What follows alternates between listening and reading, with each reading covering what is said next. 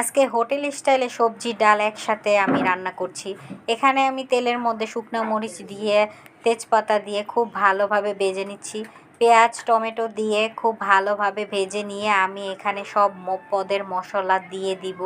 এখানে লবণটা দিয়ে দিলাম, দিয়ে আমি এখন বাকি সব মশলাগুলো দিয়ে দিচ্ছি। এখানে আদা রসুন বাটা 2 চামচ দিয়ে দিলাম, হলুদের গুঁড়া মরিচের গুঁড়া ধনিয়ার গুঁড়া দিয়ে এখন আমি একটু পানি দিয়ে খুব ভালোভাবে কষিয়ে নিয়ে আমি সব সবজিগুলা দিয়ে দিব। আমি এখানে সবজি বরবটি চিচিঙ্গা আলু আর পটল এই 4টা সবজি আর পেঁয়াজ পাতা দিয়ে আমি এখানে খুব ভালোভাবে কষিয়ে নিব। কষিয়ে নেওয়া হয়ে গেলে আমি বুটের ডালটা আগে থেকে সিদ্ধ করে নিয়েছিলাম।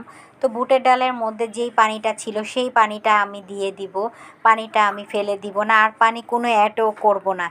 এই পানি দিয়ে তারপর আমি এটাকে রান্না করব। সবজিগুলোও সিদ্ধ হয়ে যাবে। আমি একটু মাখা মাখা রাখবো, অত বেশি ঝোলও না অত বেশি শুকনাও না, যাতে রুটি পরোটা দিয়ে খেতে খুব ভালো লাগে। দেখুন আমার সবজি ডালটা হয়ে গেল। এখন আমি নামিয়ে ফেলবো। এখন আমি হালকা একটু জিরা দিয়ে এখন নামিয়ে ফেললাম। দেখুন।